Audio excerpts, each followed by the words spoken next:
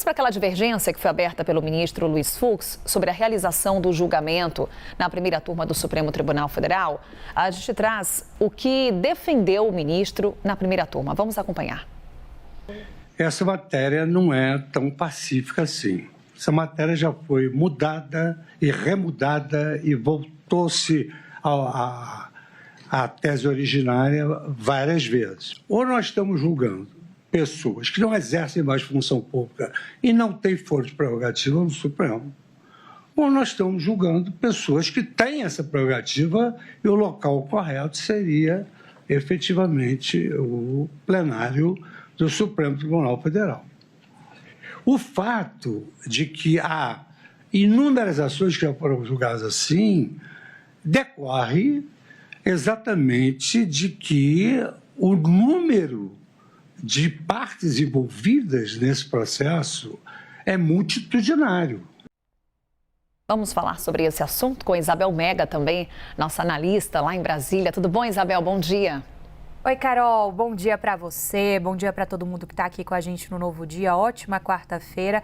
Hoje, com expectativas de desfecho lá na primeira turma do Supremo Tribunal Federal. Carol. Pois é, enfim, os votos dos ministros, porque até então que acompanhamos foram apenas debates relacionados a questões preliminares, questões processuais, muitas que já tinham sido levantadas, inclusive, né, Isabel? Quando a gente fala sobre essa divergência aberta pelo ministro Luiz Fux, até que ponto ela surpreendeu?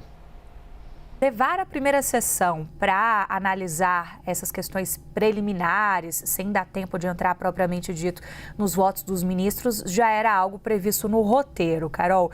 Mas digamos que o ministro Luiz Fux, ao trazer ali seus apontamentos a respeito de pelo menos duas dessas preliminares, ele fugiu um pouquinho ali da previsibilidade que se tinha em relação a esse julgamento, né? Em todas as preliminares, a gente teve praticamente um placar unânime, tirando essa última que a gente destacou justamente na fala do Luiz Fux, quando a gente teve um placar de 4-1. O ministro, ele segue o entendimento dele de outras análises do Supremo Tribunal Federal. Então, ele, de certa forma, obedece ali uma certa coerência, né, mantendo ali uma lógica daquilo que ele já vinha manifestando anos antes a respeito dessa questão. Ele é muito claro, cara, olha, por mim, primeiro, não tinha que estar nem no Supremo Tribunal Federal, tinha que estar lá na primeira instância. Mas já que está aqui no Supremo Tribunal Federal, tinha que estar no plenário e não na primeira turma.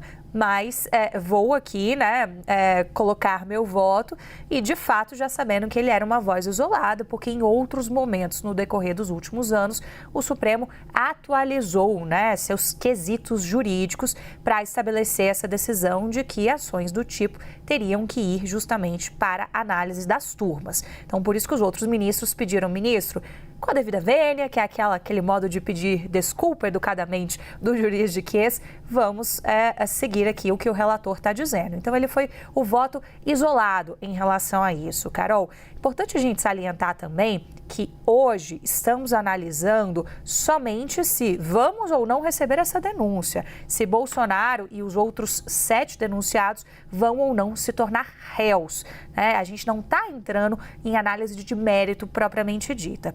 E aí que eu entro num segundo ponto que é importante da gente observar daqui para frente, que os advogados já levantavam essa questão e isso apareceu na sustentação oral desses 8 advogados que se manifestaram ontem, que é a questão da validade da colaboração premiada de Mauro Cid, né? O ministro Luiz Fux, ele também, de certa forma, anima um pouco as defesas, porque ainda que ele não tenha apresentado uma divergência propriamente dita na preliminar que tratava justamente da colaboração premiada de Mauro Cid, ele abre margem para que lá na frente o Supremo Tribunal Federal possa novamente se dedicar a esse assunto, entender de fato como que funciona a colaboração premiada, se ela serve como prova ou se ela é o caminho de você produzir provas, né? Teve um pequeno debate ali com a ministra Carmen Lúcia ou outros ministros e isso, de certa forma, abre um pouco de margem para que as defesas possam manejar argumentos daqui para frente. É um dos pontos que a gente vai, com toda certeza, ter que prestar atenção em relação a esse julgamento. Carol. Vamos trazer os principais destaques durante essa edição do primeiro dia do julgamento na primeira turma do Supremo Tribunal Federal e já um pouco da expectativa. O que a gente pode esperar para esse segundo dia? Isabel Mega, daqui a pouquinho a gente conversa mais, trazendo mais análise sobre esse tema.